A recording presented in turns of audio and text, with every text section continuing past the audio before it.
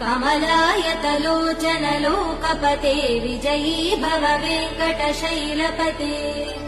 स चतुर्मुख षण्मुख पञ्चमुख प्रमुखाखिल दैवतमौलिमने शरणागत वत्सल सारनिधे परिपालय मां वृषशैलपते अतिवेलतया तव दुर्विषहैरनुवेल कृतैरपराध सदैः हरितं त्वरितं वृषशैलपते परया कृपया परिपाहि हरे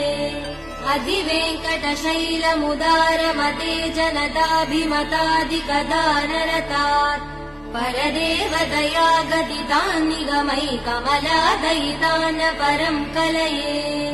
कलवेणुरवावसगोपवधू शतकोटिवृतात् स्मरकोटिसमात्